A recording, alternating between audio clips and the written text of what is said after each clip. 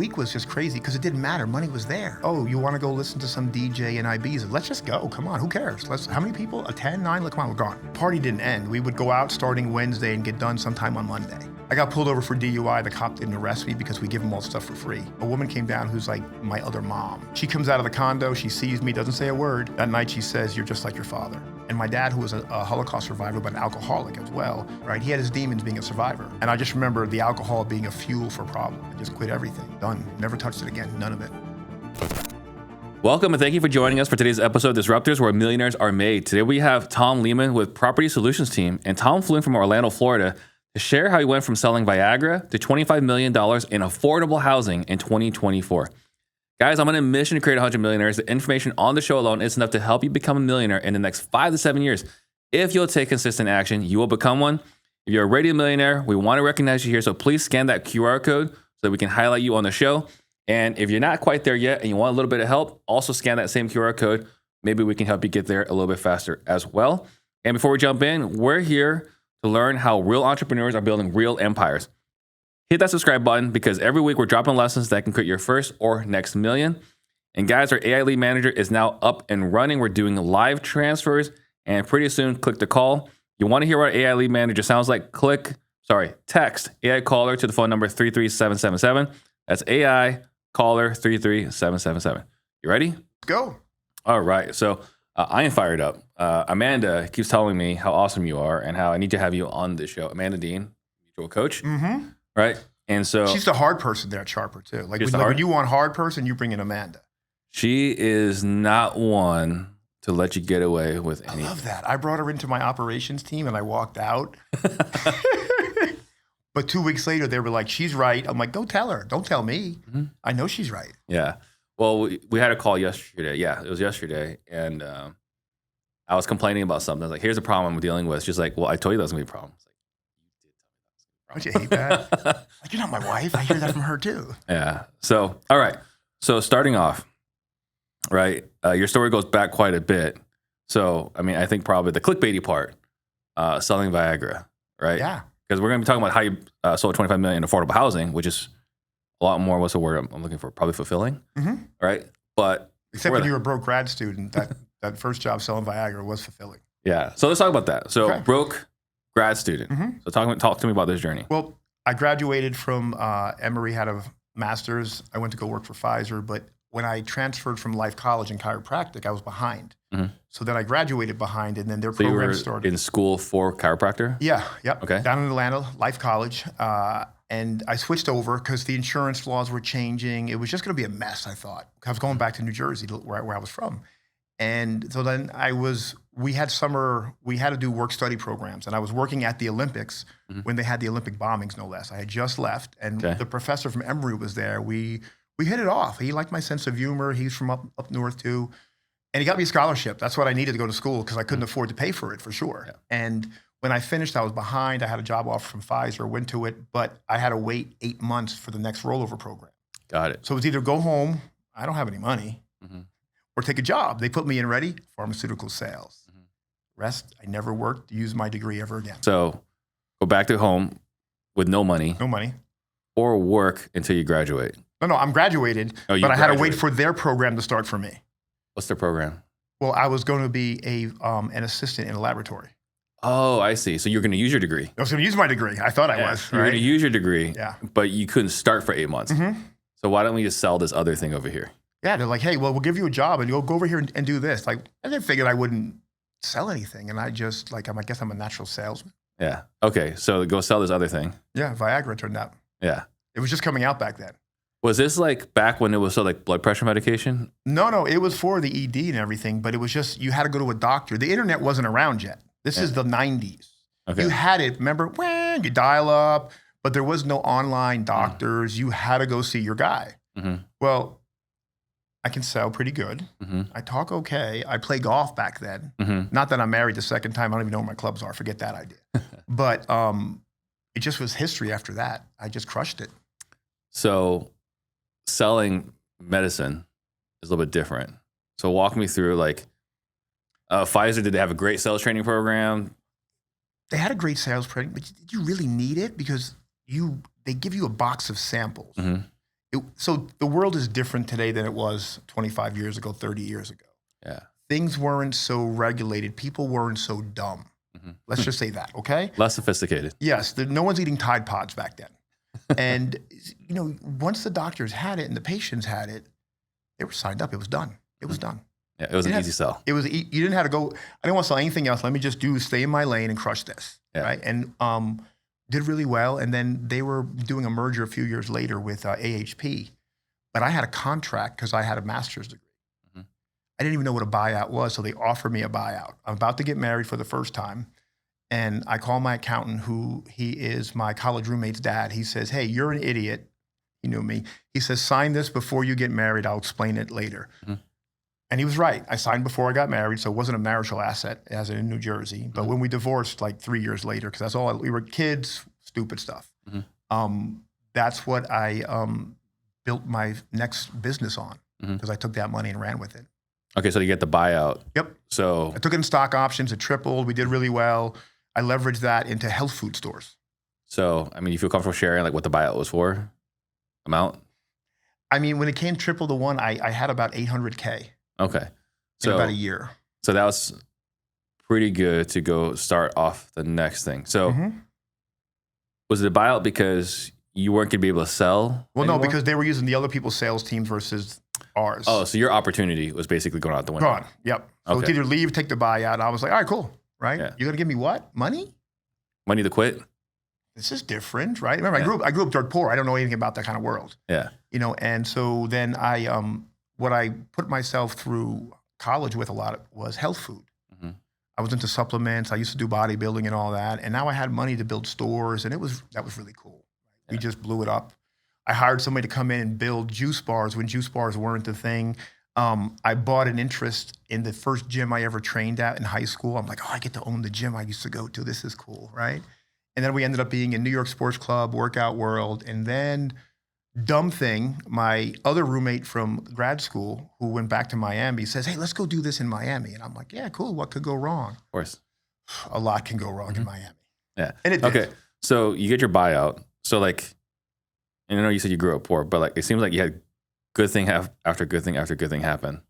And then you take the buyout, take that money and you invest, and you're still having good luck along the way. Until I go to Miami. Until you go to Miami. So there weren't really any challenges. You're buying this, buying that, no challenges. And then Miami. Different world, yeah. Oh, yeah. So what happened in Miami? Because think of young, dumb, money, Miami. Are we talking about you here? Yeah, I'm talking about me. Okay. I'm not young anymore. Hopefully I'm not as dumb, but definitely back then I was. And everything you can do wrong in Miami with money I did. I had 11 cars. None of them made in America. I had a 12-car garage at one point too. Okay. So I couldn't. What was the best car? The best one. Your favorite car? I had an SL55 AMG, but it was a Euro edition. Had no governor. That thing would fly. Okay. Right. And that was my thing back then. Now I have a Chevy. Okay. So it's just, I learned differently, right? Different preferences now. And the company owns the car. I don't. Yeah. Because I was stupid with money. So you bought all these cars? I bought them, yes. And a house with a 12-car garage? I had a house on Pine Tree Drive, which is on the Intercoastal Waterway, and a condo across the street. Okay. So I haven't heard any bad financial decisions yet. What are we going to get Those cars were bad. They were just depreciating assets, right? Aren't they? Yeah. Okay. So young, dumb with money. Okay. Yeah. So then was it just, you were just blowing money on personal stuff, or were there also bad financial challenges? No, just the personal stuff, just doing stupid, Okay.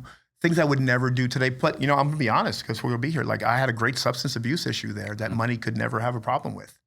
All this money coming in, who cares, right? And then literally a woman came down who's like my other mom. And my dad, who was a Holocaust survivor, but an alcoholic as well. I got pulled over for DUI. The cop didn't arrest me because we give him all the stuff for free. He made me sit on a curb for 4 hours, though, in the heat. She comes out of the condo. She sees me, doesn't say a word. That night, she says, you're just like your father. Quit everything immediately. No Why? drinking, no drugs ever again, ever. What was the thing about the father? Because she said, you're just like your father. Well, what's the thing about the father that's... My father was an alcoholic. It was a horrible childhood, right? He had his demons being a survivor, okay? And I just remember the alcohol being a fuel for problems.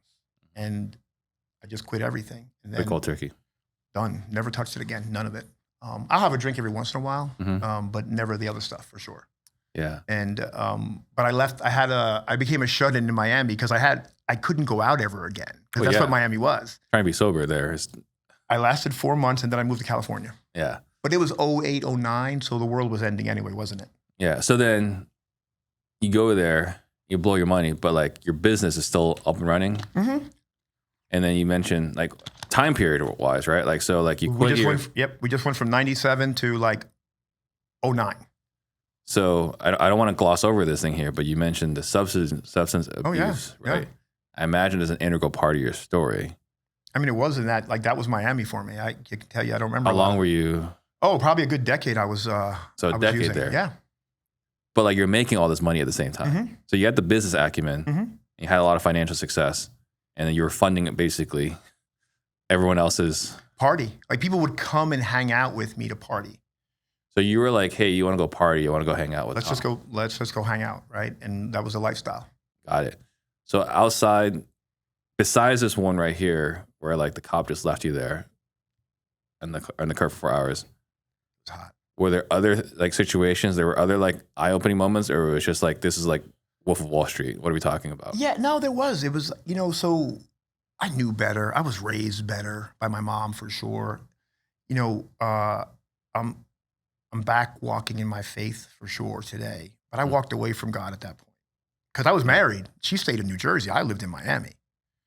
That's not what I'm supposed to do. This is a 3-year marriage? Yeah, but we were separated, like because it was better than getting divorced because then I didn't have to get married to anybody else because I'm living with a woman here. I got whatever dumb stuff as kids can do. But I always look at it as what a screw up, and then God still took care of me later on. Yeah, because I realized and did better and I learned better. What's the craziest thing that happened during those crazy years? God, the craziest? Like every week was just crazy because it didn't matter. Money was there. And it was like, oh, you want to go listen to some DJ in Ibiza? Let's just go. Come on. Who cares? How many people? 10, 9? Look, come on, we're gone. Right? Yeah. We were more worried about it wasn't even like the amount of drugs we would take on the plane with us. Never had a problem because this was pre 9/11 too. So the dumb stuff we did, it was just a matter of norm. Okay. Yeah. The party didn't end. We would go out starting Wednesday and get done sometime on Monday. That was the norm. You had an entourage though. It was your entourage. Yeah. Yeah. How are you funding all this? We were profiting sometimes $100K a week in the business. What was the business? We had health food stores. So health food stores, you're making $100K. All of them together, $100K a week sometimes. This is between Jersey and Miami? Or New York, New Jersey, Miami. Yep. And 3 markets. Wow. So, I mean, you were a massive success. And just draining it into my nose and other people's noses and the clubs and the bars. Because when you grow up poor, you don't know how to hold on to this dollar. And that's a problem for people because you don't know how to use it, hold on to it. I learned better today for sure. Financial literacy was not something I thought about. Right? Like, dude, this is never going to end. Well, the party never ends. The music never stops. It does one day. It does. It does. And you realize it. And, because the lifestyle, I'm watching my friends go to rehab. I'm watching people die. Okay. Because, the amount of drugs was there. It's not glamorous. People think it is. It's not. I was just in Miami a few months ago. You know what? I was in Brickell. I'm looking at the bridge over. Nope, not going over. We own a condo over there. Nope, wave at the condo. That's it. Staying in a hotel, right? Because I know my boundaries today, right? It doesn't call me. It's not a problem, but why put myself over there, Yeah. I don't like being out after 9:30. 9:30 at night, I'm out. No. So I think this part about money is so important because you didn't have a problem, 0 problems making money. Still don't. But the problem was, what do you do when you get the money? So there are people that are listening right now that are... Some people, hey, how do I make money? But other people, I'm making a lot of money, but it's going out just as fast as it's coming in. So what will you say to your younger self who doesn't have the right mindset about money? Put better people around you. Learn about it, first of all. Don't just trust the people. Learn it, okay? Because, you could be like those NFL guys who hire the accountant or this. They don't know what they're doing with their money. Learn what to do with your money. Look, I'm in real estate, so my money is all in real estate. Yeah. Okay. We're diversified a little bit, but not much. It's all intangible items and some precious metals and stuff like that. We do private lending with our IRAs. I learned how to do that. My kids have IRAs now. They're paid employees of the company. Yeah. They own houses already. My 16-year-old, who's super smart, he's Indian smart, right? That's my wife is Indian, super smart. In college in 11th grade, okay? Wow. He's going to be a CPA. He's like, hey, Pop, do you need CPAs? I'm like, yeah, we do. Mm-hmm. What do you pay them? I'm not going to pay you that yet. But I taught him this already because he asked good questions. We read books together because I want them not to have the mistakes I made. Sure. You know? But there's the educational component, right? And there's Dave Ramsey. Like we don't, not popular in our circles, but it's something out there for financial education. Right. But do you believe in it? Like there's debt and there's good debt.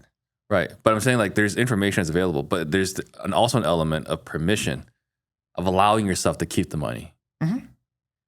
Was there anything as far as mental blockage that was like preventing you from keeping the money, or you felt like you had to spend it? I just felt like I want that. I want that. I want that. Mm-hmm. I don't have that in my brain anymore. Yeah. So what shifted besides not having things to blow it on because you got sober? Was there anything else you did or realization or exercise that changed your relationship with money? When I look back over it, I just looked at what a waste. Mm-hmm. Okay. I never sat there and accounted for it because that would probably make me cry. But I said, man, if I ever do this again, this will never happen. Mm-hmm. Right? I'll never live that way because it was a waste. It was a waste of resources. It was a waste of gifts and talents, but of people too, because of what the wreckage that lifestyle does to people. Yeah. Okay. Like this year, some guy reached out who follows me on Instagram because we made a video about like dumb stuff in Miami. And he was too young to be in that circle. And he still glamorized it. And I'm like, dude, no, you're wrong. Like you missed all of it because people are dead who overdosed. And, he was too young to come hang out. Mm-hmm. He used to work in one of my stores. He still glamorized it. Like this kid who lives in the suburbs, his parents gave him a Lexus. And he used to come in the store. His name was Darren. And I was like, hey, Darren, how you doing? He's like, yo, hard living, yo. I'm like, how the hell is hard living? You're from the suburbs, man. Parents just bought you a Lexus that's $40K in the 90s. What's hard about that, right? But he still glamorized that life. Yeah. And there's nothing to glamorize about it. So you moved to California. Pacific Beach in La Jolla. PB. I went to grad school in La Jolla, so spent some time The with sea lions, right? That's just like your kid from New York is like, what the heck? Those are real? So did you keep the businesses? Nope. No. Just walked away because 08, 09, things were dying, right? Our sales just dropped. So Miami was the epicenter for this mortgage. I remember all those condos. And overbuilt bad. But besides the overbuilt, they were doing such fraud. Okay. It was like last man holding the chair gets stuck with the note, right? Mm-hmm. They took a neighborhood from $100,000 homes to $500,000. Mm-hmm. And, the whole tax base was destroyed there because it was just flipping scams. But we had just stores, and my partner down there said, hey, I want to keep them. He has family money, so whatever, made a deal, I walk away. And I took about a year and a half, 18 months off just to refocus. And then I went into consulting. People recruited me to get into I wasn't a consultant, but I was a business development coordinator. Yeah. That was really cool because every day is a different business you get to learn about. Mm-hmm. That I liked. I don't like going to the same thing every day. Sure. And then, so the Jersey, New York, you just shut them down. Just shut them down. I went back like twice in 20 years now. Okay. So then you become business development, what was it? Coordinator. Coordinator. And then this kind of floated it, like you kind of did this for how long? About 8 years out in California. And then my mom had cancer. My mom lives in, of all places, Polk County, Florida. So she retired. She moves down with a bunch of the elderly ladies down there. Is that the one we always see in the news?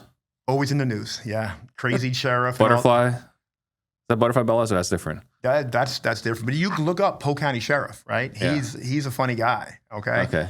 So I'm living in La Jolla, and Polk County used to be the meth capital of Florida. Probably still is, okay? Mm-hmm. Yeah. And next thing you know, mom has cancer, and I'm back there. Yeah. Just left. But the main office was in Florida, but they said, hey, if you just leave California, we're not going to give you a job. I'm like, I don't care. My mom's in trouble. I'm gone. Mm-hmm. But then 4 months later, they're called and said, hey, you want a job? I'm like, all right, cool. Oh, you're good. All right, yeah. but I had to make sure she had cancer on her face. Mm. And they had to dig out like a gouge of her cheek. Mm-hmm. And then they took her butt skin and put it on her face. So I always just say to her, you know, you want me to kiss your ass. So here I am, okay? And but everything she wanted from me in life, she got then. Yeah. I never wanted to get married again. I got married within a year. I never wanted to be a father because of how my father was. Boom, I got I adopted my son now from my wife, and now we have another child. My mom got to see all that. She got to see everything she wanted, hopefully the best version of me as we continue. You're saying that you honored your mom, like she had some wishes, and then you honored those wishes? I didn't honor them by choice. It just happened, right? Yeah. A woman I knew introduced me to my wife today, right? It was magic because I swore I would never get married again. And she's Indian, so I always tell her she's like Spike the Curry, right? Because next thing you know, like 90 days, we're talking about getting married. I'm like, why am I doing this? Best decision of my life. And then, children. If I could have a dozen more, I would. Yeah. Because if you ask me what I do, I'm their dad. I'm not an entrepreneur. I'm Aiden and Ella's dad. Because that's my job. Got it. So then you went to go take care of your mom, and then how long did you stay in Florida? Are you still in Florida? Oh, I'm still in Florida. Yeah, you never get me out of there. Never get you out of there? Nope. Oh, why not? Taxes. Kind of a big deal. Kind of a big deal. California, New York, man. Oof. Yeah. But I do like Phoenix, man. The desert heat. Oh, man. We're coming back for Christmas. Why? The Snow Bowl, man. Because I can go up in the mountains, have snow, and if I want to get hot, I just come down. It's true. Okay, so you go to Florida. You're out of a job. They're like, you're leaving, you're gone. But then they call you back. Please come back. Yep. How long were you doing that? So I did that for about another 2 years. But now when we're working in the main office, I don't need to be managed at all. I'm an achiever. I'm going to take care of it. But I'm still managing California business, so I'm not done at 5 o'clock. But I was getting micromanaged. And I have tattoos. I always knew I could never have anything but a long sleeve shirt. Company picnic, long sleeve shirt. I got you. So whenever I would leave, if I didn't come to the office before I went on a call or appointment, the guy would call me. He would FaceTime me. When was this? This is 2015. 2015? 2015, 2016. He would FaceTime me. I'm like, I'm not. And then so finally I had enough of it one day where he's calling me back to back to back. I'm in the bathroom at the urinal. He keeps calling and calling. So I accepted it like this, face down. And then, and then I resigned, right? I just said, I'm done, But we're friends because I walked out like that. I said, dude, I can't work with you. I'm going to kill you. But we're two guys from New York who have attitudes. And so my secretary called, his secretary called, but his wife called. And she's like, what happened? I'm like, I'm going to kill Lou. She's like, everybody wants to kill Lou. Then I told her what happened. She laughed. And we're still friends. Okay. So it wasn't the incident. You resigned.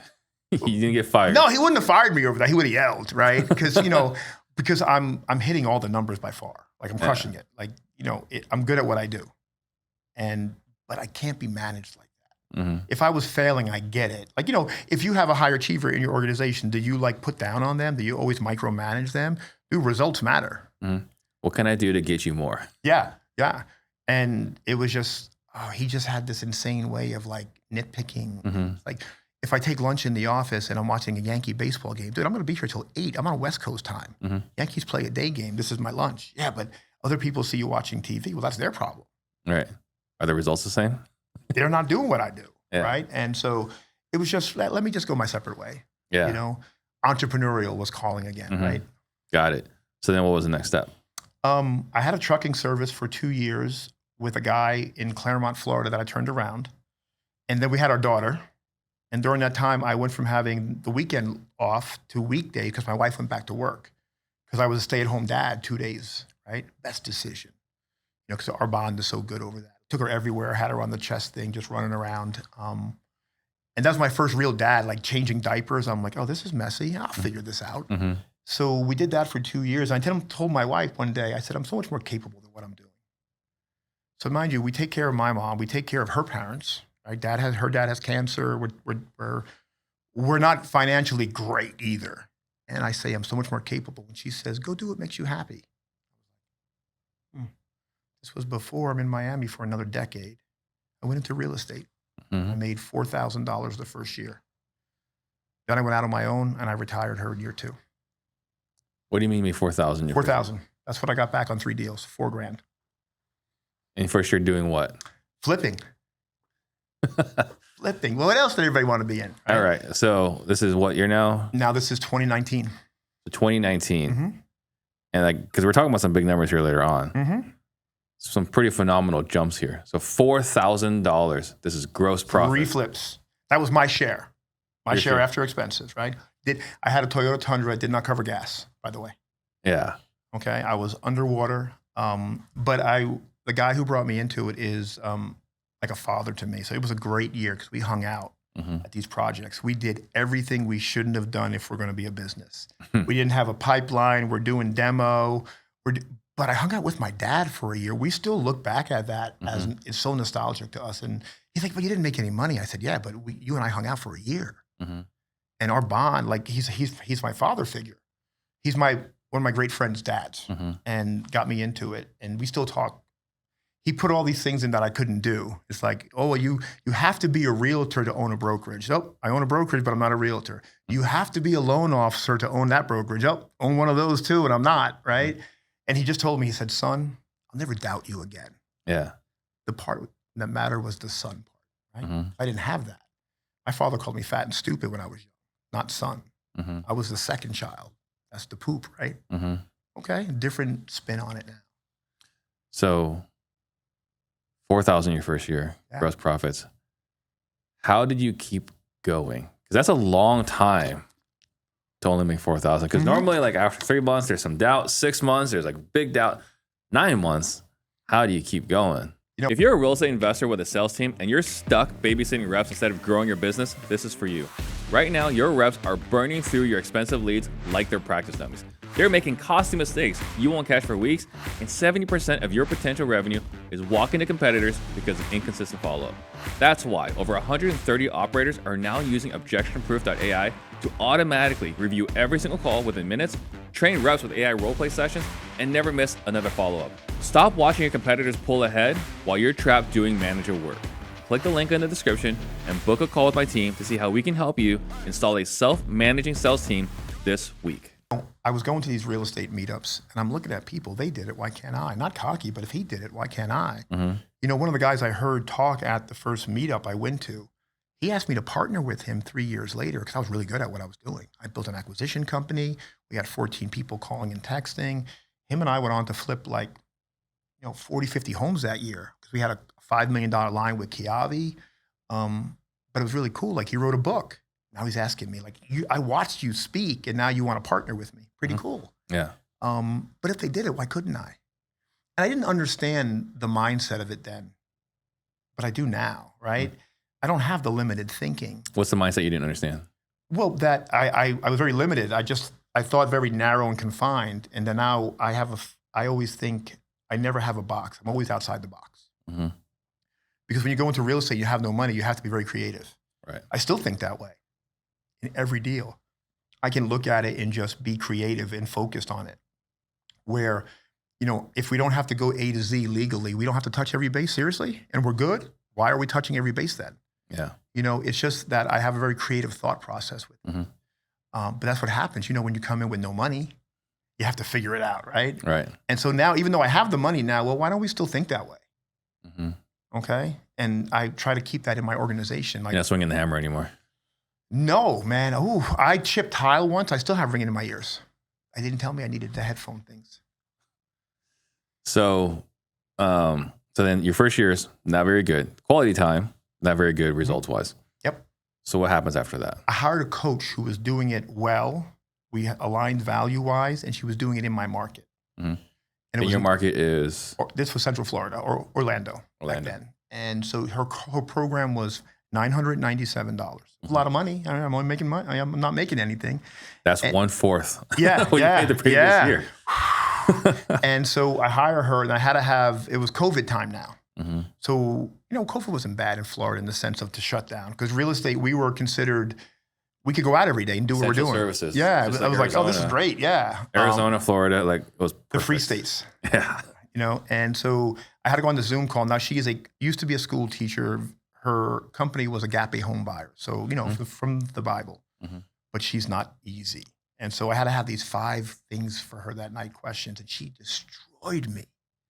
I was furious. If it was a guy, I probably would have ended differently, but it was a nice woman, so I couldn't say what I wanted to say. But it was Friday night. We got off the call. My plan was to quit the next morning, let me tell you. But it was take care of my daughter, baby shark, Cocomelon. That was the night, Fridays. Woke up the next day and said, best thing that ever happened, I will become a sponge in this business. Wait, so what was the shift? She said 5 things you had to do? Everything. I expected validation and she beat me over the brains. She was like, she might as well have said, that's some of the stupidest crap I ever heard. Got it. That's the translation of what she said. So you came in with questions? No, I came in with the answers to the questions, but they weren't the right ones for sure. Okay. So they were me not being truthful, right? So she gave you homework. No, she beat me up over my answers hard. I know, but the answers, which she just asked you during the questions, during the coaching session. Like they were 5 questions. I can't even remember what they were. And I just wrote them out thinking, I'm not going to be, because I wouldn't tell people I was doing bad. And my answers were wrong because I didn't know enough. You had to protect your ego. Right.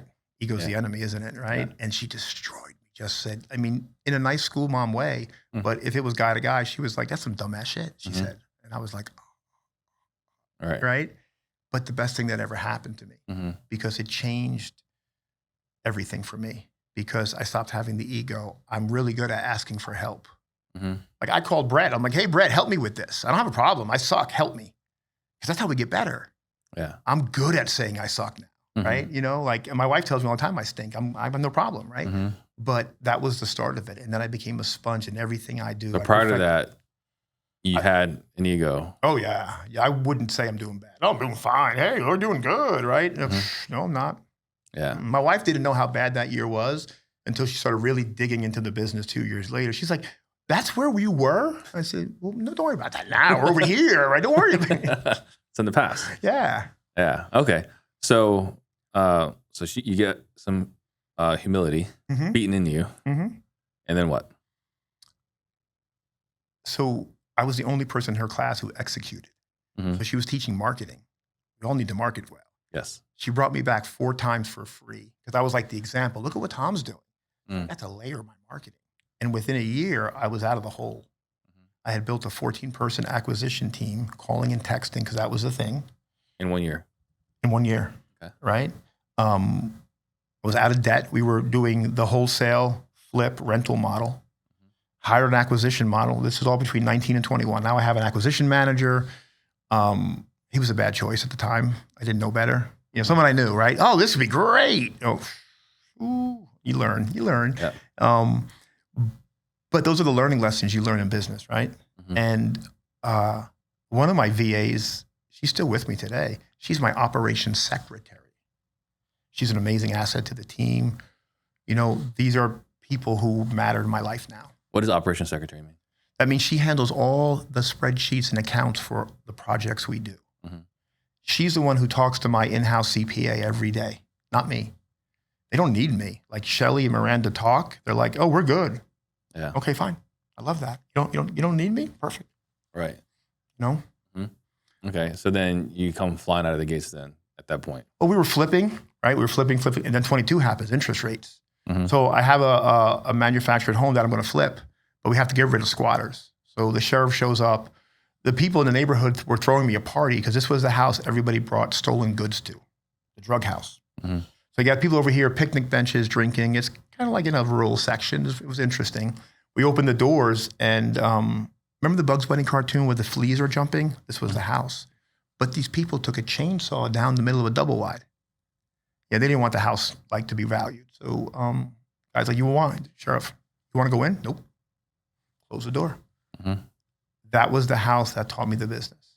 Because me and an assistant in the office, we knocked it down. We replaced it. You know, hey, get me 3 estimates for everything. Took me 11 more months, made a bunch of mistakes. And in 11 months, we still made $11,000. Yeah. But I saw a sheet that was so scalable compared to a flip. And I'm like, oh, I'm going this way now. Just pivoted. So just very eye-opening. Yeah. Because you've done flips. They could be 400 items long. My sheet is 25 items. It doesn't change. 25? That's so clean. Right. So simple. It's never any more. It could be 23 if there's city water and sewer, not well and septic. It's simple. Yeah. It's pretty. Those 400 line items stink. It's more scalable because it's more repeatable. Phenomenally more scalable. Yeah. Yeah. It's just put in financing, land, and product. Okay. So you hit a grand slam, or not grand slam. This is basically a single 11,000, but it opened your eyes. That's where that was the start to get here. Yeah. You know? All right. So then what'd you do after that? Well, then we were buying from a dealer, and then we became a dealer because we needed to control the timelines and the pricing. for people that are listening, what's a dealer? So yeah, that doesn't sound good, right? Yeah, that sounds back in Miami, Steve. But Yeah. so we're a manufactured modular home dealer. That means we have a license to buy from the factories. Think of Toyota. We're the Toyota dealer where you buy your car. Got it. You can't go to the plant in Japan or Tennessee. You have to come to me. But we're more of a builder developer than just a dealer retail. We're building out retail now. So like you say dealer, because I think around here it's like Champion. It's like I buy from them. Yeah. Yep. But they're a manufacturer, right. not the So dealer. They're a manufacturer. Now they have their own retail lots too, but I don't compete with them. We do different things. Right. They sell to Bob and Bob puts it on his lot. Right. I build it out and give somebody a full home. Got it. Okay. So you get your dealer's license. So first things first, you figure out this new business model. You scrap all your marketing. Yes, no, I stopped spending $20K a month. Oh, so good. No more wholesaling, just unwound it all, So right? you just unwinded all the wholesale. It took a few, like we had so many, so when we started this in 22, we sold our last flip in September of 23. We had to get to them still. And now we're in a depreciating market too. Yeah. Okay. So you set your sights now on a different model. What are you marketing to now? I wasn't marketing. I could buy land, Facebook, MLS. So you're just paying whatever they're asking. Not what they're asking. Fair value, fair market value. Yeah. Or close to it. You can make offers on it. Yeah. I mean, we were still doing a little bit. And so now we actually do more marketing today than we ever did. But we do, we're a division of SunWest Mortgage. They have call centers that we get to use our AI for free. So instead of calling people to get mortgages, we call them to buy their houses. Yeah. Buy old units, but it's free for us as the mortgage broker. I'm like, oh, this is cool. It's free. Yeah. I'm watching the leads come in today. Got it. But that's today, not then. But we stopped spending $22K a month in marketing, is for sure. Okay, so you're just scrounging just websites at this point to buy. MLS, Facebook was a phenomenal asset for stuff, and you can still find some really good hits there. Yeah. So then you dwindled the size of your team. Then I imagine. We went from a $50,000 a week payroll with the contracting crews till about 6 or 7 today. Okay. I sleep better at 6 or 7. 6 or 7,000. Yeah. Okay. So you're sourcing the deals, traditionally marketed. Now you're just calling them, making offers. They accept them. Then what? Then it's a dance, right? We learn there's so much, the nuance in land is weird. It's different than a home. You have to worry about things the survey finds at the last minute that could kill your escrow. So now along the way, our SOPs for everything has changed. Those are living and breathing documents. Every time we made a mistake or got hit with something, line item, change this now, right? Like, so when we make an offer, it's dependent on the survey coming back, allowing us to build a house of a certain size. Because of environmental easements, unrecorded things that the surveyor finds. But if you put down 3,000 or 4,000 in escrow, at that point it's dead, right? So we have these things put into our contracts now. It's standard for us. And we give it to we teach this to people. Here, make sure you do it this way. Do they follow the lessons? No. It's like, oh, okay, whatever. Yeah. It's there for a reason, but these are bumps along the road that were costly. Right. And so now it's really dialed in. Here's the contract. Here's the offer. I'm not involved so much in the day-to-day like that. I still see it. I love it. I love the acquisition part for sure, but I love giving somebody a pair of keys too. Yeah. So you got standardized offers, standardized purchase contracts, purchase agreements. You're the buyer. Yep. You buy the property. Land trust. We buy everything in trust. What does that mean? That land trust, it just shields who the real owner is. It's a beneficial interest. We own nothing on paper. Okay, so you buy it in a land trust. Yep. That's a business or that's a personal land trust? It's the business. Okay. So one of my companies, the construction management company, is what's called the beneficial interest of a trust. So if you have a trust in Florida, I'm not sure how it works in any other state, but in Florida, you can't sue outside of the trust. So God forbid something happens, they can only sue into the trust. They can't go after your personal stuff. Yeah. So it's a protection. Yeah. So you're buying these things in a trust. You close on it. Yep. And then what? Then the dance. So the week before, we have all our due diligence in, 7 days after contract. At that point, the process map says yes or no, right? Simple. Is it a good deal or not? Do we renegotiate or do we walk away? If we continue, then we go to closing. And as soon as we go to closing, we go into permitting. And then the listing team, they list the lot with the unit we're going to put down because it's considered new construction. We don't have to wait till it's ready.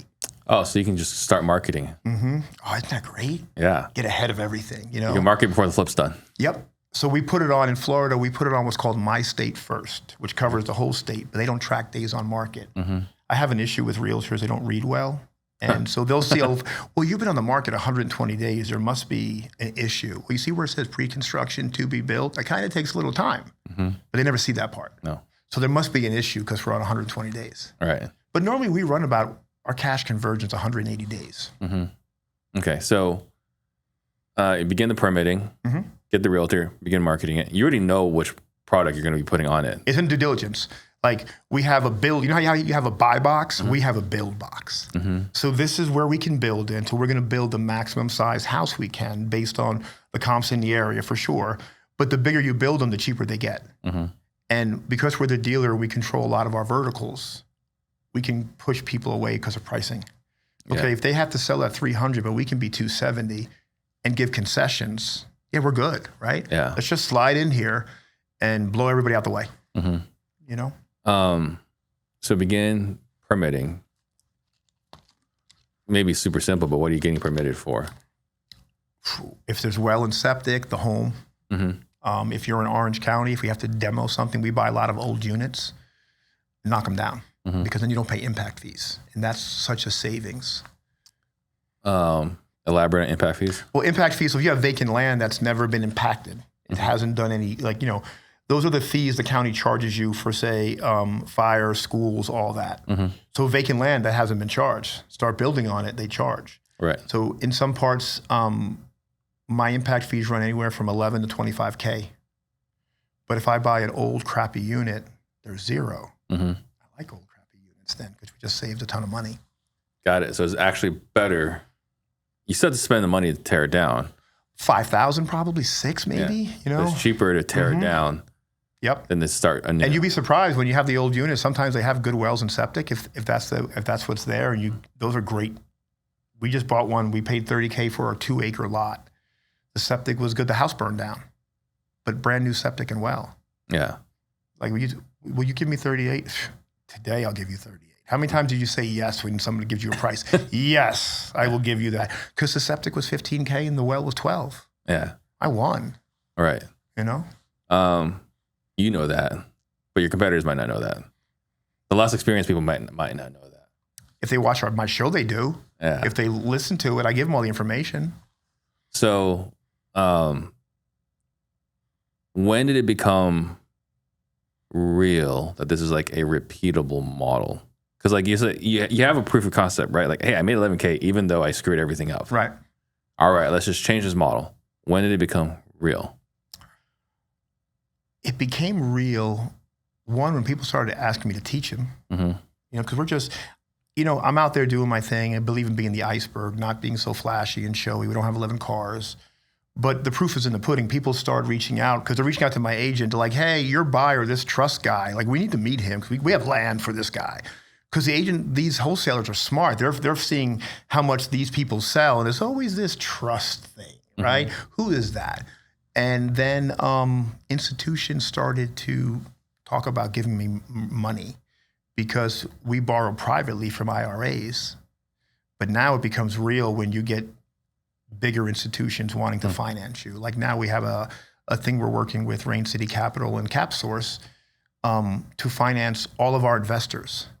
All they have to do is buy from us and have us have the management because they trust us. It's like, wait a minute. So you're not vetting the buyer. They're like, no, if they use you, we're good. Yeah. Well, that's pretty cool. Because you know how business is. Like they don't see, like we know the mess that happens in every business. They just see how pretty it looks on social media. Yeah. But that's very validating. Hey, Tom, you're the guy. So what are they funding for you? Like they're saying like these other guys, as long as whatever, they're funding, as long as you're doing the work, they're funding you as a developer?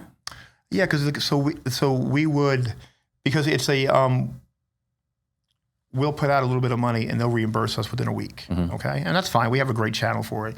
It's like, okay, so if we're ordering the unit, they'll put the down payment down. Well, they'll give it to my dealership, which puts it down, and then when the unit's ready, they'll pay that. And then let's say we put the well, the septic, the setup. Once it's done, they'll just reimburse me.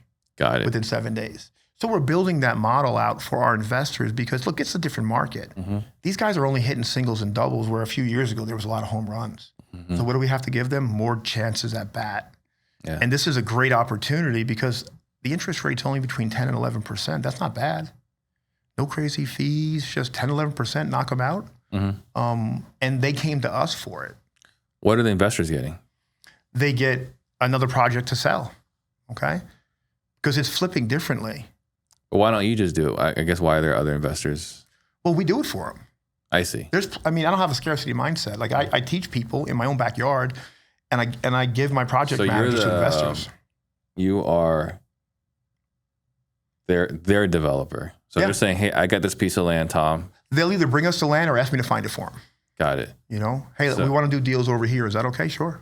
You can do them where I'm at too. I don't mind. Like I have a lot where a guy said he's going to buy a lot and going to hire me. So I didn't develop my lot first. I let him, we're going to do his first because I'm not going to compete against my own client, right? We'll get to that later. It's fine. So I'll say, hey, Tom, I want to invest.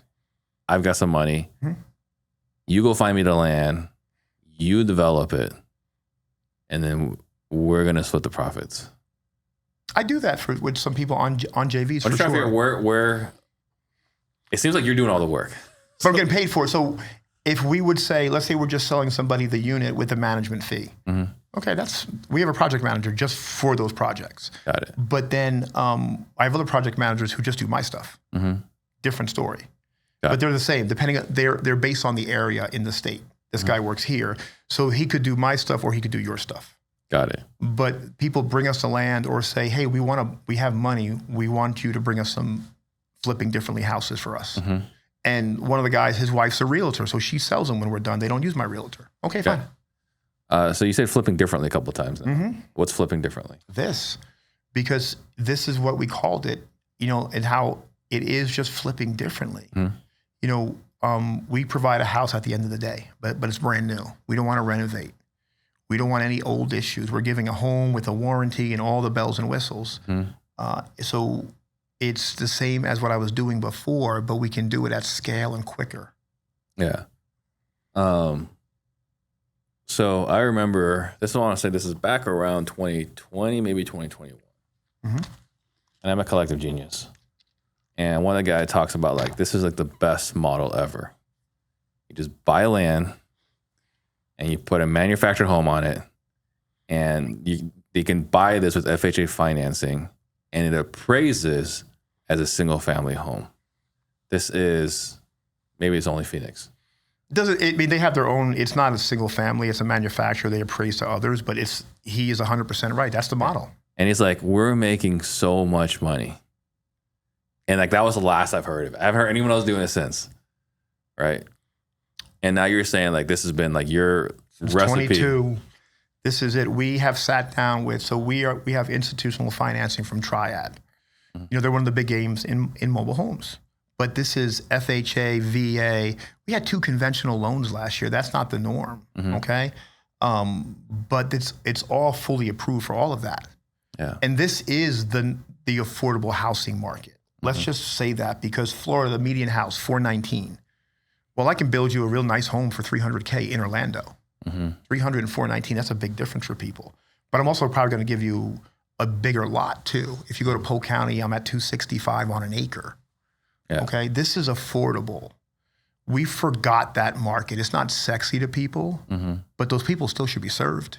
Absolutely. Right? Okay, and I was the people who we're partnering with on the mortgage company. I met with them last week, and I explained, because they said, "Hey, your model plays well in all 50 states." I said, "Yeah, I know." They're already thinking, because the guy who owns it, he's worth $8 billion. He's a little smarter than me. He has $8 billion. I don't have $8 million. So but I don't want to go to snow states either, I told him.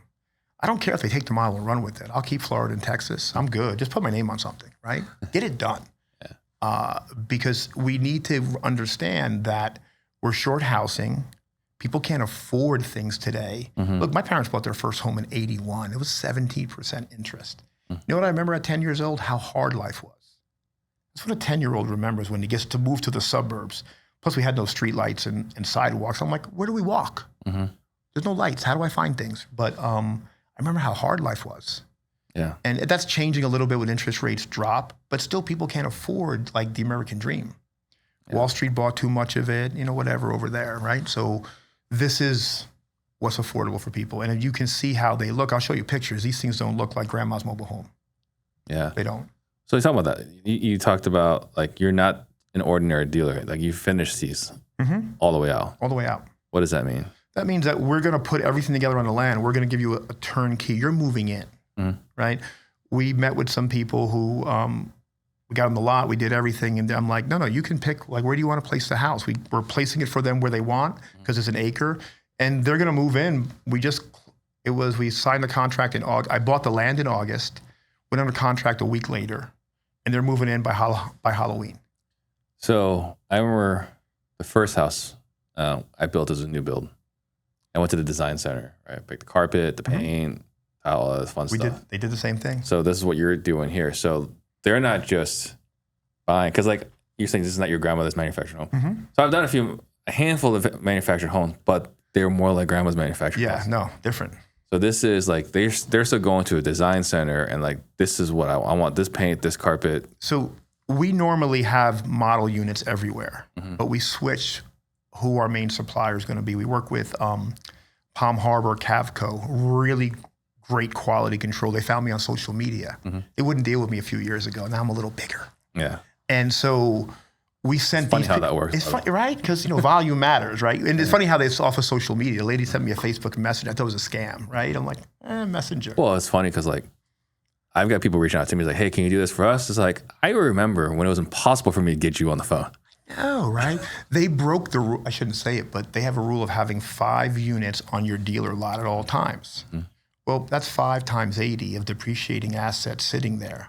I'm an investor. Dude, we're not doing that. Now they said, can you have them on any of your construction sites in Florida? I'm like, I can do that for sure. I'm like, now we're talking the language. Right. So then I just sent the clients to their factory, right? And my rep walked them through. Not only did we sell the couple, we sold the sister too. So we got a double whammy, right? Yeah. Because these are really amazing homes. And I promised them, like, I'm hard. I'm really good at holding people accountable. I wasn't in the beginning. Like, the factory said, hey, we're going to have your unit out there September 29th. And they say October 8th. I said, you do know those are different dates, right? Like, well, yeah, but no. Did you get my money? They're like, yeah. Then you keep the 29th. See, money, 29th. That's what that paid for. The 8th doesn't work for me. Yeah. If you give it to me on the 8th, those 10 orders? He's like, yeah, I'm going to cancel them. Seriously? 100%. Yeah. Because I promised them trick-or-treating in the house. I can't break my promise. Yeah. They're like, okay. So it's ready on 29th. So you get the job done. We're trick-or-treating in that house for these people. Yeah. So I can see you're passionate about this.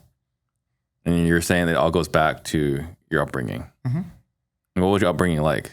We grew up in New York. We were poor, right? They worked hard. My dad had cancer and was dying he was dying for like a decade though. My mom worked 3 jobs to support us at times, okay? And, that's hard. It was just like, everybody else could do things we couldn't. I didn't know any better. Like now I look back, I'm like, I always said like, that family was perfect. Then you find out how crappy that shit was. Like, okay, well maybe it's not perfect. But the one that you were looking out to. Yeah. Like you saw, well, you find out later what was going on over there. But, there was a lot of verbal, physical abuse, alcoholism, things that impact somebody hard. And then when I moved to Florida, there was a woman here who was a family friend. She did a drip campaign. Because I would always do spectacular and explode, because that's due to trauma as a child. So then she didn't say, Tom, let me come get in your head. She says, will you help me? Of course I'll help you. So then I go, she's a shrink, a psychologist, all those things, but she has a nonprofit. So I'm helping her there. But she's dripping, right? She's dripping. Then after 6 months, she shows me this book, The Effects of Childhood Trauma on Adults and the life cycle of it. And she's like, what do you think? And I said, you might as well put my picture there. She's like, you ready to go talk? I said, yeah, I don't want to, but yeah. And it just started to change how I thought about things. Yeah. And I think that that person is so like impactful in my life because it let me think and understand that these things it wasn't his fault in some ways. His demons were his demons. They're not mine. Yeah. I could be a dad and not have to be like him. That's why I try to be the best dad I can be. I'm there for everything. Mm-hmm. My daughter's mad that I'm here with you and not her. So you're bringing me next time. I'm like, girl, school, I can't take you out of school. Okay, so talked a lot about what you're doing as far as buying from and basically a developer. Mm-hmm. But you've also built some other companies along the way. Built, acquired, yeah. So let's walk through that journey in parallel. Okay. Right. So you start doing these homes in 22. When do you start opening all these other things? Well, you got to control your verticals. Yeah. And so now we own a property management company. We had that before because we have a rental portfolio. That's what the acquisition team. We have a lot of. So when you were buying houses. Oh yeah, we have a lot of subject twos, owner finance. Like they're like everything we have now is pretty much in two portfolios built that way. Mm-hmm. We got rid of it. Like it's really good. It's meant to appreciate. We don't do anything crazy. I just get them appraised every year and be like happy. Mm-hmm. My wife runs that company till the end of the month. Then we're not going to work. Then somebody else will run it. We can't work together and stay married. Mm-hmm. She decided she wants to stay married to me and not work with me. Mm-hmm. Perfect. But so we have that. We own the real estate brokerage. We own the construction management. When did you start the brokerage? This is the second one. I fired the first partner. I have another one. Mm-hmm. And so this one is this year. So you started brokerage this year? Yeah, but I quit one, canceled it, done. She was a mercenary. Mm-hmm. She was only in for money and she wasn't good at what she did. Yeah. She was trying to do my job. She couldn't do her job. When was this? Last year. When did you start the first one? I acquired part interest in it 3 years ago. 3 years ago. Yeah. Okay. So around the same time, you've got this epiphany. Get realtors listing all your properties around the time you started the brokerage. Let me just control it, right? Yeah. Okay. I need to see what they're doing because like people realtors are not good at sales. They're not. I'm just like they don't answer. Not mine. I'm not bashing realtors. Not I will, but like they don't answer their phone, and so I like to see what they're doing. Yeah. I always said, hey, listen, we're going to give you an email, and if you want a day off, we have someone to answer your calls, and we have someone to watch your emails too. Mm-hmm. We want to make sure it's being done correctly. Yeah. And the ones who don't, we just get rid of them because we want to be. I have the girls and the boys team in the company, right? And so we met with this website developer who's building out this crazy website for us with AI. It goes right through to everything. And they were like, your team is amazing. I wasn't even in those meetings. I love hearing that, but that's the girls. The guys, they're not as good as that because guys aren't collaborative. Like these girls, they'll crush my guy team any day. Yeah. But so we have now this year we became a division of SunWest Mortgage. So hang on. So you got the real estate brokerage. Mm-hmm. What was next after that? Now we have the loan company. So, and that's this one? Yep. That's just this year. Okay. So you acquired or built a mortgage company? Acquired. They gave it to us. Gave it to you? They want to partner with people do affordable housing. Got it. Okay. So they saw you and they love what you were doing. And they're like, hey, we'd like to be a part of what you're doing. Whatever we can collaborate. Mm-hmm. I thought they were full of crap at first. Sure. I'm like, yeah, no one gives stuff, right? Because this woman reaches out, social media again. And she's talking to me and it's like, yeah, full of crap. Like, and we were going back and forth for a while. But Gary Harper, you ever see Gary talk about the word focus, right? Mm-hmm. He has that client who can't say it. The guy says, focus. Mm-hmm. This woman was all over the place. I'm like, girl, you get this across the finish line. We'll do whatever else you want to do. The mortgage? The mortgage. Okay. And she did. I'm like, oh, you're golden to me now, right? So now we're licensed in all 50 states. We work in Florida and Texas because we just started to acquire a dealer's license there. And so the woman who found me, she also stayed on to help me run the loan company. Mm-hmm. I'm like, dude, I don't know how to run it. I'll find somebody. I'm sure that's what I would do. But why don't you stay and you can run both Florida and Texas for me? Mm-hmm. Really? I'm like, yeah. Yeah. Fantastic. Done. So now you have a mortgage company. Mm-hmm. So you got the brokerage for a while. Different one now. Mm-hmm. Are either of these two a distraction from what you're doing with the manufactured home? No, because they flow into that, right? All the verticals we have contribute to our core business, right? They all help us buy and sell manufactured homes because there's a lending credit, right? I don't make anything on a loan. I give it all back. We make money when we buy land as the broker. Okay, that helps reduce cost. Okay, so it all contributes to my core. We're not buying a restaurant. That's not going to happen. Yeah. Or coffee shops. I do like coffee, but as long as that's the rule. Does it contribute to the core business? If it does, we'll definitely look at it. If it doesn't, we're not going to do it. What about title? It's in the works. It's in the works. It's in the works. It will come up one day. Anything else? Setup company, and then HVAC electrical. Those are on the horizon for next year. Setup company being? The people, so you don't use a GC, you use a licensed setup company. And so it was just, you have to have a time budget for things. And the mortgage company and the brokerage needed my time because they came at the right price, free. So they were like, oh, we're going to work on this and we'll work on this later. Yeah. And then they're close to being, the setup company in Florida is close to being done anyway. We're going to acquire one. So they're the ones that get the lot ready? Yeah. They, so the home comes on 2 trucks, if it's a double wide, and they anchor the foundation, build it all up, and handle all that. And then HVAC. Why HVAC? Because I know they net about $2,500 between the HVAC and the electrical pole and meter on every deal. Okay, and so we look for an ROI of no less than $40K. I can take the ROI by controlling all those verticals to $70K by controlling all of my verticals. So the unit doesn't come with an HVAC unit? It comes with the ducts and everything, but we put a 3 or a 4 ton package unit, but then we put a brand new pole, the meter, and the box. Okay. So you need an HVAC electrical. So you're just trying to get it all one piece. Well, it's a dance, okay? And if the people don't have the ability to tell you no because you own it, the dance goes much easier, right? Because then they have their reason for not showing up. Maybe Bob's going to pay them more than I do. I'm going to go work for Bob and not you today. We're going to put you off. If I own that company, they have to answer, right? They can't do that. Right. And so that's just part of the growth of it. Yeah. And when you explain, look, we can increase our ROI just by owning all this. They're profitable. We're paying it anyway. Why don't we just make it, own it? Because then we never have to raise our prices, do we? Yeah. People do if they don't own all their verticals. So we got, you bought the land, get the dealer, get the realtor, do the loan on it, got the setup. Eventually, and then AC eventually. Is there anything else that goes in that piece? I don't think so. Title, that's part. That will come with the loan company eventually. Right. Okay. So you basically have the whole deal. But that's what a builder does, right? Basically, it's that they keep the subs. But I know what I pay, the net that they make on every deal. And that just contributes so much to the bottom line without raising prices. And so then if we can do that, then we're building really affordable products for people. Yeah. Okay.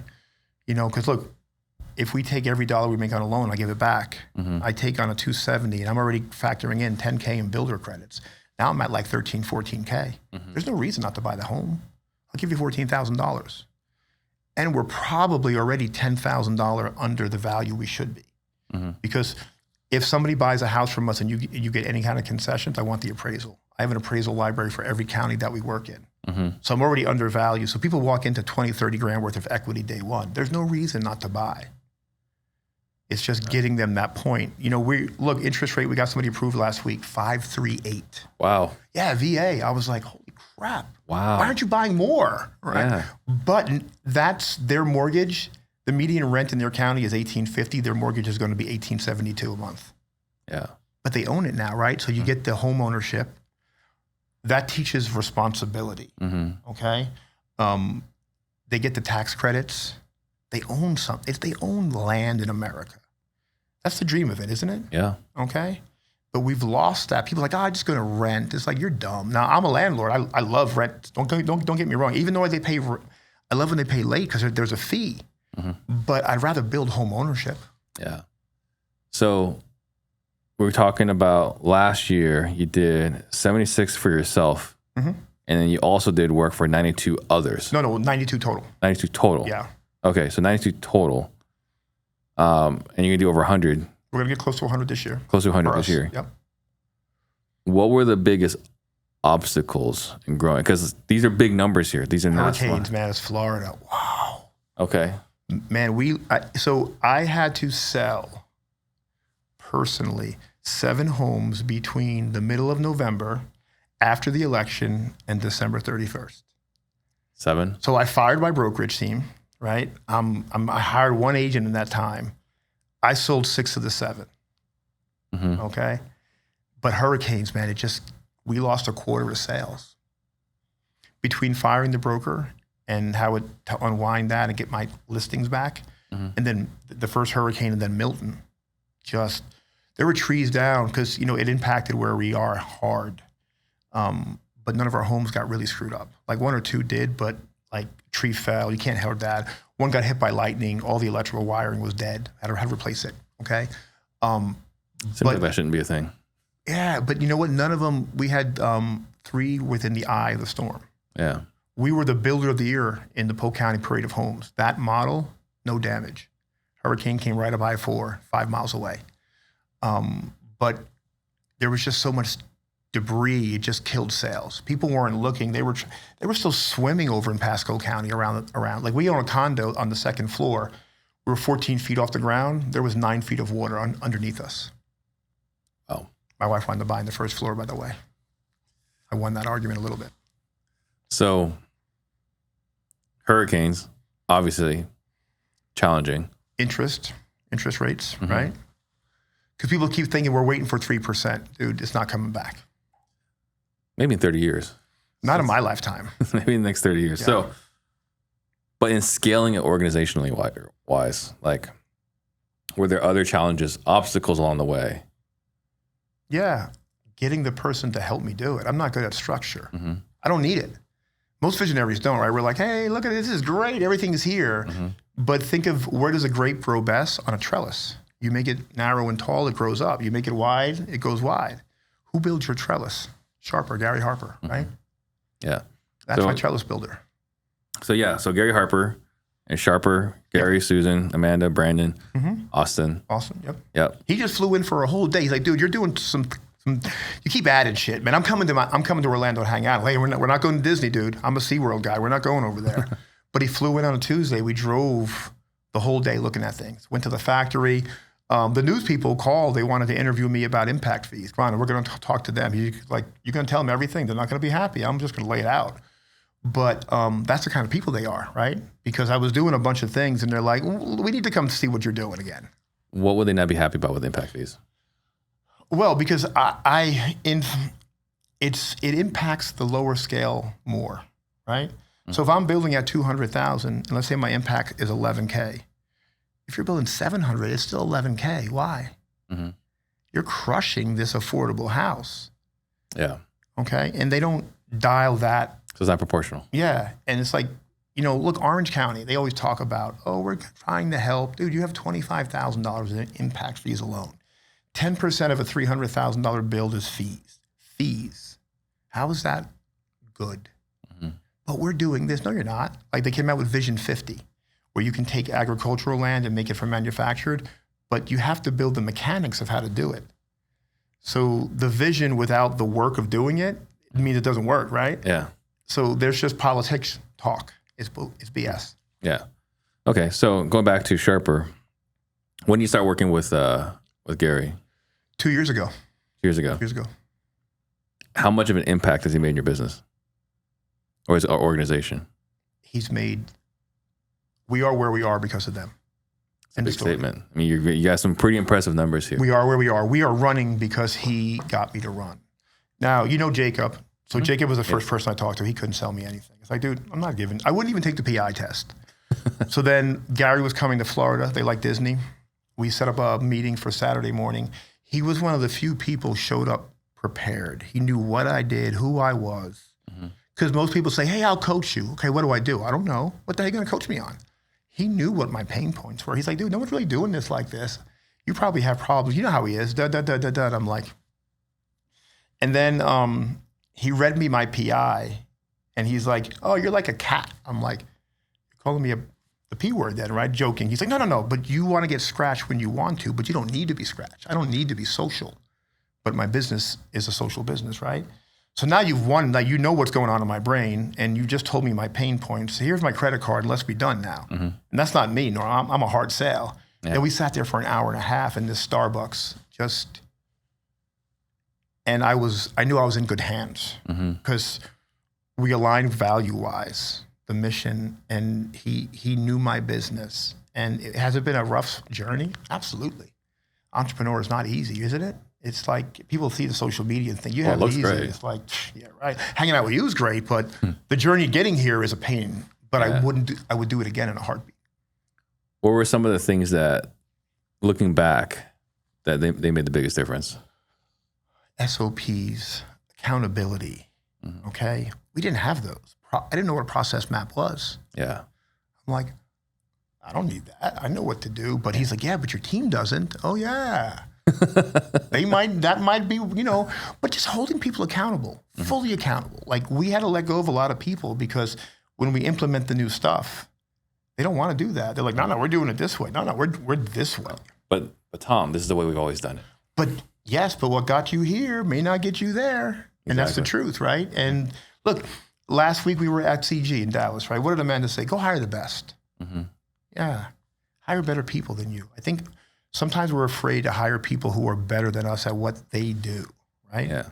I don't have a problem with that. Like I have a great operations manager. He's built 100 homes a year for years. He knows building and that. Can he do my job? Nope. Couldn't raise a dime if he needed to. Yeah. But when it comes to building, he knows what he's doing. Just like my EA, she came from Sharper. Like Gary was her Sunday school teacher for her kids. I call them, when you start, you're looking for a Swiss Army knife, right? You need someone to do a bunch of things. Yes. But as you scale and grow, you need a scalpel to do this. These specialists. Right, so you hire a scalpel. And so that's what we're getting really good at, putting the right people who are scalpels. Guess what if they don't work? You know what happens? We just get rid of them and get another one. Because that's just how you have to do it. Yeah. Yeah, it's tough. I've gotten to this point in my career because we've gotten to the point like, all right, this is no longer a fit. Yeah. All right, we have to upgrade this, not upgrade, but it didn't fit right. So we need a different one that fits better. Right. A different widget. Yeah. Yeah. But and one of the things I've said is like the saddest thing about where I'm at today is I've gotten really good at letting people go. I hate that part. Part I hate the most about where I'm at. Yeah. Is it's really easy like to do that. I have no reports to me. Even my personal admin doesn't report to me. She reports to my executive. But I'm the last person who interviewed her. And I said, she gave me her resume and I'm like, hey, you're working directly for me. Is this true? Because I'm going to find out real quick because I bop around all day. And you're going to try to keep up with me. Yeah. If it's not true, I'm going to fire you really quick because you're like the third person in 6 months, let me tell you. And they keep lying and they just keep getting fired. Yeah. But she's been with me. She'll only have one crying day so far. Okay. I think she'll stick. So like a cat. So are you a venturer? Yeah. All right. So that makes But originally in my profile and the other scales, it was called a dictator, right? Because you're that, in a different type of system because it was my way or the highway. Now I'm so much more collaborative because we have business unit leaders. Yeah. I'm going to listen to all their input and then I'm going to make a decision based on everything that I decide. Right. But in the past, I would never listen because I'm no longer playing the game. You're I'm not tyrants. Yes. I'm not playing the game. I'm not the coach. I'm up in the box. I see my team winning more than me now. They don't need me. I'm gone. I have no morning calls. I talk to people today like I would for a walk. And I said, let me call, see what's going on. Life goes on. Yeah. Like, you guys don't need me. Like, well, I wouldn't say that. I hope so. Yeah. But isn't that what we're supposed to build? That's the dream. Yeah. It's the reason why we get here. Now, one of the things you're passionate about, actually, before I get to this, guys, do me a favor, as you're listening to this, as you're watching this, comment below your biggest takeaway from today's show, what you'll commit to, what you liked from today that you might want to implement, anything you want to see more of, less of, please just comment below because it helps me, right? I'm trying to be running the best show possible. Helps me give direction for what I want to do here. One of the things that's really important to you is you care more about the people over profits and you're passionate about doing good work. Talk to me about that. My name is Lance McCann. I have recently switched sessions with Ian Ross. Those conversations with Ian has made me $50,000 in the past 2 deals that I've had. I was able to renegotiate, go back and renegotiate the original purchase price on one deal and I save $40,000, and I got another $10,000 off my other deals. Call Ian, give him a chance. You won't regret it. If you like what you just heard and would like similar types of success, text CLOSE to 33777, and we'll see if you qualify to join Objection-Proof Selling. We're taking good sales reps and we're making them objection-proof. So when I made money younger, I loved money. Mm-hmm. So therefore, you're never going to keep it. And you can't love money. Money's a tool. That's all it is. Yeah. It's a good tool or a bad tool depending on how you use it. And when I realized we're financially good, but when I go into anything thinking, let me just take care of these people, and the blessings that come from that always. My best deal last year, I'll tell you, we lost, my wife and I, exactly $52,000 willingly. This woman, her husband died during the mortgage process. She has 4 kids, husband dies. She sells birds for a living. Birds. You're not going to eat these birds. They're not cute parrots. I bought a lot of birds because I had to give her more money to cash to close from people. So the mortgage people, it wasn't my mortgage company then. They call us and say, hey, this is a problem. I said, well, what do we have to do to get this done? Because they told me the story. And my wife and I were having a rare dinner date. And the lady's like, well, is your wife going to be okay with that? I'm like, that's a lot of nerve saying that, but okay, put you on speaker. Tell her now. She's like, well, that's what we're supposed to do. So turns out not only does she have 4 kids, 3 are autistic. So we gave $52,000. So that was the profit and more. I had to put money on the table to close that because I had a loan, right? Mm-hmm. The TC company I just hired, they worked for free. Everybody worked for free except my broker partner, Mercenary. I got rid of her right away. Okay? That was the telltale. That's a telltale. I knew anyway, but wait a minute, you're not going to help these people? Everybody, but even the title people worked for free because they found out, like they brought the whole family to the office. They got 3 autistic kids. The husband died. We're giving them American dream and you want your 2%. Okay, you're done. Yeah. That's crazy. Mm-hmm. We still take care of that house today, right? Now, the realtor who I met on that deal, we did $1.3 million in sales since June of last year. Yeah. Because of that deal. Never thought about that, right?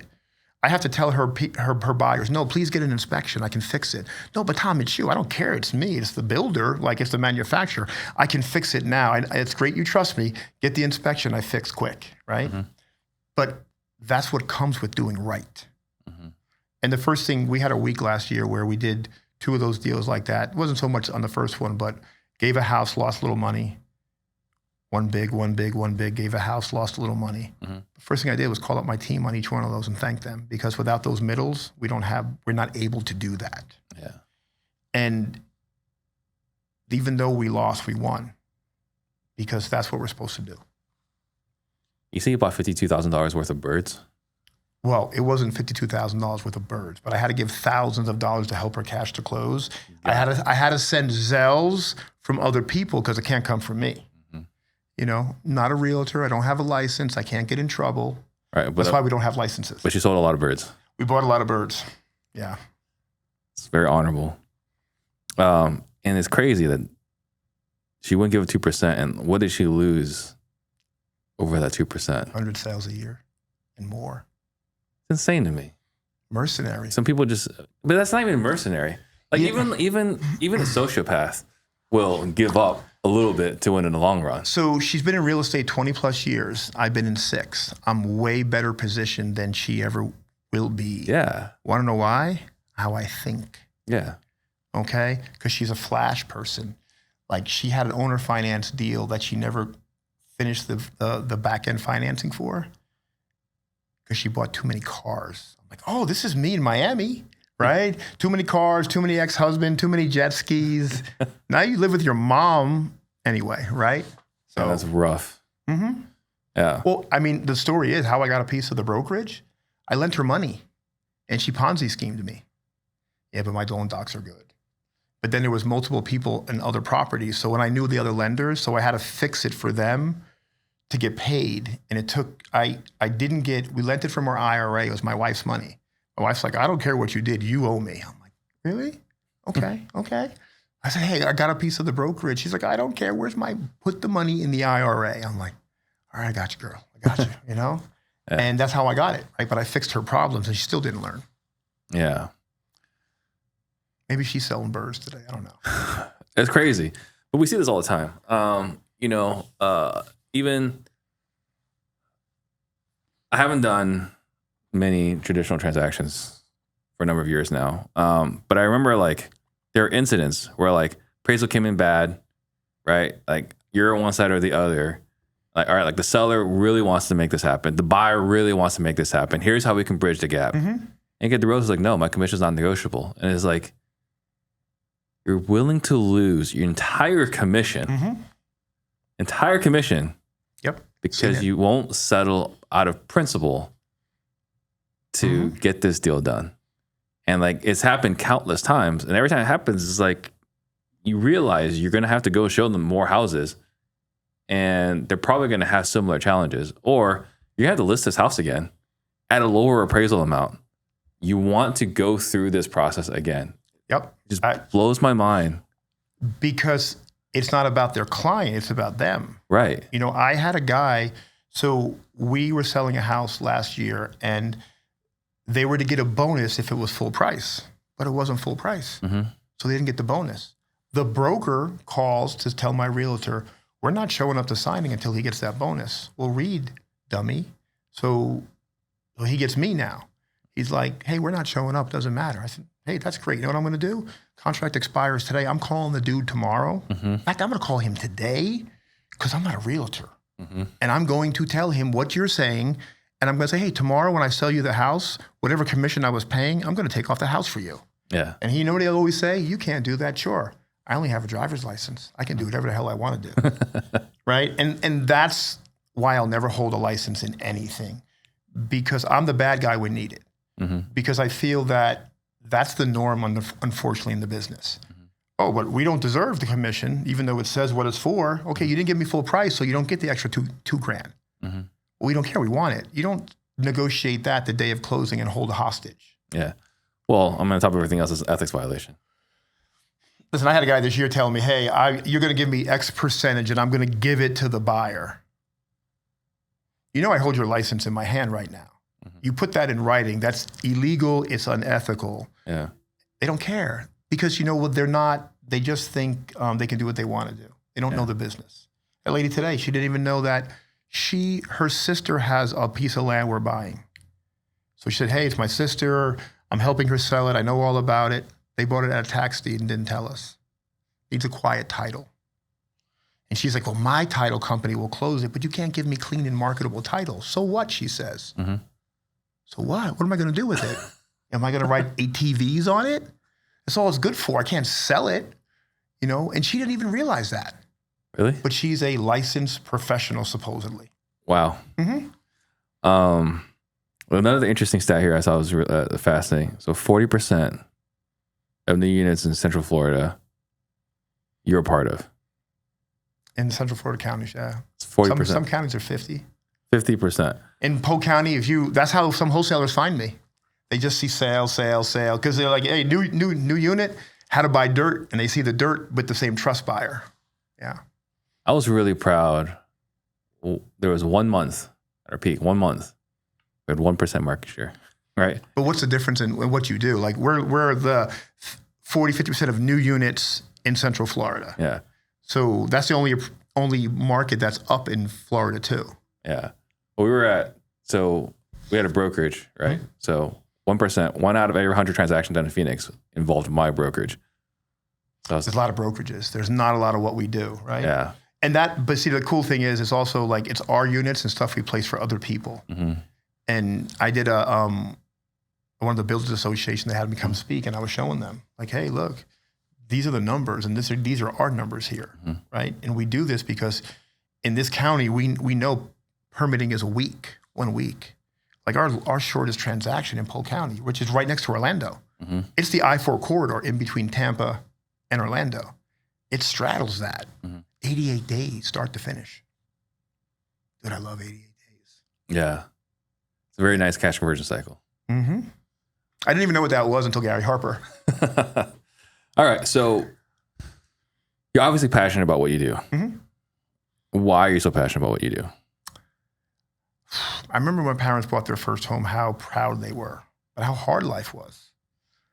And having never built anything until I got into flipping, and I remember when the first time somebody wrote a letter to buy the house. It was after COVID. Florida prices were crazy. And I'm selling this house, and it wasn't the best offer, but they wrote this letter. And I had met them at the house. They were just there when I was there once, but I had my daughter. They have a daughter 2 years younger. And they write me a letter saying about how they envisioned their daughter playing in the yard. I'm done. You're in. You got me. It's on my wall. I want to be a part of that, right? I always, like, we made our number, and then it was, back then, everything was over asking anyway. Then it was the happy number. I used to call it my jet ski money. I never bought the jet ski, though. And I remember calling that realtor and saying, hey, and she's like, no, she knew I had better offers. She's like, they don't have any more. I said, I didn't ask for any more. I'm giving them the house. She's like, what? I'm like, yeah, the letter. Love it. Thank you. Right? Yeah. I want more of that. Okay? Because there's a different satisfaction level. Bank accounts don't satisfy you. Spiritually, Sunday we're good, right? And more than just Sunday, but when you impact somebody's life like that, how can you not want more, right? Yeah. And it's not about $1. What's more money going to bring you, Steve? Do you have toys? I don't have toys. I'm not retired. I always say when I retire, I'll have toys. Yeah. I don't know if I'm going to retire. But doing that, man, like I still walk the homes to this day. I still walk before we hand them over.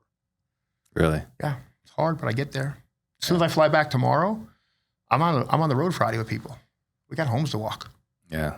You know? So you absolutely love what you do. Love what I do. Then it's not work, is it? No. Get to hang out with you, guys at CG. It's pretty, listen, I'm not going to complain. We get to do some cool things now. We get to do some cool things, but I'm talking about like the day-to-day stuff, like loving the walk homes. See, that's what I've always said was like, I love everything about real estate, except for the houses. No, I love the houses. I don't like the managing of the people. Let's say the other part was the people. Yeah, no. See, I don't do that part anymore. Yeah. Like we have buffers between me and that now, thankfully. Yeah, but I love how much you love what you do. Thank you. It's awesome. So now looking at your life now, you live in, sounds like your perfect life. What is your epic life goal?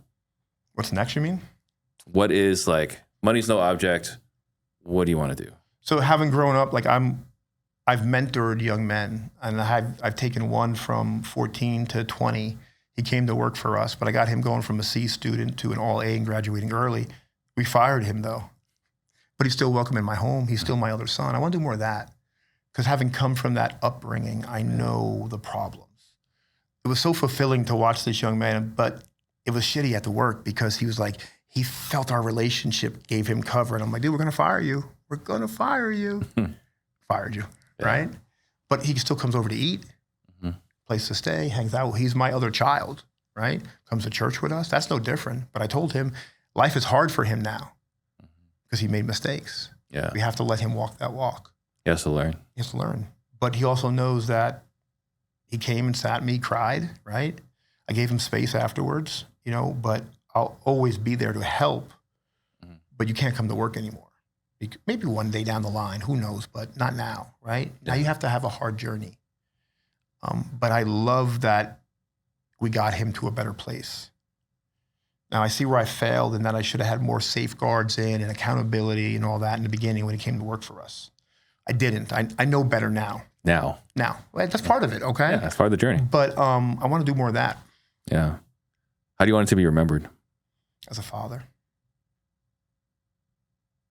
I Yeah. just want to, like, my son saw that I had a tag one day from an event and it said Aiden Anilla's dad. He's like, why do you have that? What do you mean? He's like, yeah, but what aren't you? Because he's been to these events before. He's like, isn't this bit supposed to say what you do? Yeah, I'm your dad. That's what I do. It's like, but I said, tell me when that ends. He's like, it doesn't. There you go. Whatever I'm doing business-wise, that's going to end one day. Me being you and your sister's dad, that's never going to end. Yeah, that's powerful. What's your biggest struggle today? People. Isn't that the biggest struggle? Like I'm me, I'm passionate, I'm driven, and that like drives people crazy. But just finding that balance. You can be a character. Yeah, I mean, I have a funny personality. People like, but my biggest struggle is trying to manage where we're going and not let it eat up my life. Yeah. Okay? Because I'm a father. Look, people want to take this to all 50 states. Fantastic. I'm not going there. Like, I'll help you, but like, I'm going to be there with my family because I don't want to be that guy, right? My daughter's like, every night we're like FaceTiming. 16-year-old son, he's like, hey, dude, like, you're good. Hey, how's things going over there, right? I'm like, okay, yeah, we're good. But we have that relationship. And I don't want to be on the road 200 days a year with people. Yeah. That's not me. How old is she? 8. 8. Yeah. I'll say a tough time right now, you know, the 14-year-old girl. Because we were like besties. Oh, yeah. Right? Up to 8, up to 9. But man, it gets harder. They got a date one day, right? Yeah. So we've already pinky swear that I get to pick the husband. My son will say, don't worry, Pop, we got shovels for that guy in the backyard. I'm like, I love you, dude. Yeah. You know, right? Well, you have enough land. You know, we need septic systems, right? What is your superpower? My energy and drive, right? Just like I can just go. I don't get tired. I start to now, I think more than before, but I can just go and go and go and go and just start.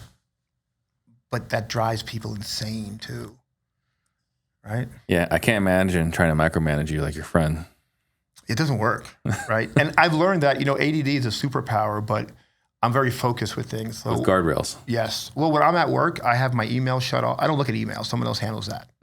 My phone doesn't beep with it. It's not even a notification on it. When I have in my office days, my screens have no emails up. I can work. Because you ever see that? It's like an exercise. Oh, you think you can multitask? Okay, let's write a sentence one letter at a time. And I'm like, hey, this is dumb. He's like, yeah, so was you trying to multitask? I was like, damn, I paid him to call me stupid. Okay, he's right though. So now it's just being very intentional with things. Like, these are my office days. These are my times. These are my boundaries. That's the game changer for me, right? And somebody will say to me, you're not supposed to be doing that. Oh, you're right. Okay, fine. Listening better. Yeah. I think that happens as we age and we're like, we hire good people, great people. Let them do their damn jobs. Yeah. Those are wise words. Not but always easy I just to do. heard this at CG last week, right? To save somebody is to rob them of a victory. I don't save my children. I let them stumble and fall now. Because one day I'm not going to be there to help them up. Yeah. I want them to learn to make good mistakes, right? Same with my team. It's like, oh, I can fix this. Oh, I can't. I know. It's the hardest thing because it's so easy to fix. It's one phone call and it's done. But then we don't teach them, right? We want them, hey, then when I see them come to me later and say, man, that was stupid what I did. I want to say, yes, what do you mean? And then they tell me, and then right then and there, you know if they get it, right? On the fix. And it's like, okay, we're going to keep this one. Or this one's done because they don't get it, right? But you love the ones who just see it. And because we can't make people want success. We can see all the abilities in them. But if they don't want it for themselves, right? The first mastermind I ever went to, the guy, he saw all the people around me. He says, I want you to picture something, okay? There's a boat. I love boats. All your friends are in the boat. I'm like, all right, cool. You're outside the boat. I'm like, all right, it's not so fun anymore. He's like, but the boat's not in the water. And it's on rocky ground, and you're pulling that boat with the rope. Let me tell you what will happen. Only 2 things. You will cut the rope and get rid of them. Or you will jump in the boat and go back to them. What do you think I did? Cut the rope and got rid of them because they weren't on my journey. Yeah. They wanted 8 to 4 and come home and play. I never played video games. That's what they want out of life. There's so much more to it life we realize, right? They never wanted to take the blinders off or take the red pill and leave the soft couch. Yeah. But then when they don't have like an easy life either, someone else determines what time they go to work, when they get done. I don't want that. I can't even imagine that. No. What failure did you learn the most from? Not being able to ask for help. We're guys, right? Oh, we wouldn't ask for directions, right? Thank God for like maps and all that. Hey, Siri, where am I going today, right? Now I'm like, oh, I suck at this. Help me, right? I know to ask for help right away. Yeah. And I could never do that because the ego would get in the way because I'm not good at it. Dude, you just started. You're not going to be good, right? Ask for help. there's enough help out there. But we as guys, as men, it's like, we're good. I'm not going to ask for directions, and I'm going to get this done. Kind of like bigger boys. All right, I'm going to figure this out. What book have you gifted more than any other? What book, what? Have you gifted more than The any? Gap in the Game, man. I send that, and Rise. I sent Rise to 3 people in the week. I send books to everybody, right? So my credit cards for work are hooked up to Amazon because we're Amazon people. It's so much free crap all the month, right? It's like, you're struggling with this? Here, let me send you this book. Like, I've sent Gary's book so many times. He's a bestseller probably because of me, right? But The Gap in the Game, just teaching you that, like, live your life in the game. I think for me, when I remember I was listening to it, I'm listening to it. I sat down, I rewounded the beginning part where he talked about it. I was like, because we always think of the bad. Look at all we've done. You know, a real touch on this quickly is that, so I sold 3 houses my first year. There was a week last year where I sold 6. Only 5 retail closed. The 6th one didn't close on Friday. I was pissed that 6th sale didn't close. So I had a daddy-daughter night. I wasn't present for that. I missed it. I was there, but I wasn't there, right? Because I'm pissed this 6th Physically house, present, not right? emotionally. And then I wake up the next morning and, you know, I roll over every day. I pray. I thank God for the 24 hours he may give me, right? And then I go downstairs. I do my stretching and all that. It's a Saturday. And then I pray again because I'm still pissed at this 6th house. We made a ton of money. We did a lot of good. This 6th blanking house. I turn around. The book is like basically glowing on my shelf. I'm like, you dumb bum. You didn't sell. You didn't make, like, you made more on the one deal times whatever than you made the first year and you're complaining. Yeah. Dude, I had the best day. My wife woke up. She's like, hey, I got you a pool pass at the resort you like, and you're getting a massage. I'm like, you've been really good lately. I'm like, that's really cool. Okay. Went to hear my friend give a Saturday morning speak at a RIA. And I would have been jealous years ago. What an amazing speaker he is. And then I went to the pool, got a massage, like, because that book, what a jerk you are. Like, you sold 5 Monday, Tuesday, Wednesday, Thursday. Oh, and the 6th one sold on Monday. Yeah. But isn't that the things we put on us, right? We need to be perfect. Like I always tell people, like, if you can walk on water, I'll hold you to that standard. Yeah. Until you do, not happening. Well, the problem is, as an achiever, the reason why you can achieve is because you focus on the gap. But, you know, we also have to give ourselves credit for all we've done. Oh, I know this. I understand Right. this. But I'm just saying the reason why we achieve is because we're perpetually dissatisfied. True. And so then we have to learn how to slow down and appreciate. But that's, you know, first of all, I appreciate the journey much more than I ever did. I always just want to rush to the end and start whatever's next. Life is in that dash, right? And, you know, it's going to be, I was born here and I died here, but this is life. And, you know, when I get done rolling this boulder up the hill, there's going to be another hill to climb. I just don't, it's mentoring or whatever's next. It's not, I don't see myself being the guy to retire. That's like, it doesn't have to be business. It has to be something substantial to do. Yeah. So I want you to think about some last thoughts you want to leave all the listeners with, all the watchers. Guys, if you guys got value today, please hit that subscribe button. That way we can get more people catching the message so we can accomplish our goals of creating more millionaires. What are some last thoughts you'd like to leave all the listeners with? You know, most people are afraid to take the steps. They'll watch your show, but they don't take action. What's the difference between us and them? We take action. Do the action. Don't quit before you start. Don't quit halfway through. Just do it. The people at the finish line on the other side, you and I know it's worth it. Yeah. People we're around, they're not the chest bumpers. It's none of that. They don't have to say all these things. You're like, they've done it. They've done it. It's worth the ride. And enjoy the ride because it's definitely a bumpy one. Yes, definitely. Be prepared. Have people around you to support you. Yes. If someone wants to connect with you, what's the best way for them to do that? I'll give you all my channels, you know, Facebook, at my name, Thomas Lehmann, TikTok, Thomas Lehmann Real Estate, at the Property Solutions Team, that's my YouTube, Instagram, my name, and real estate. Yep.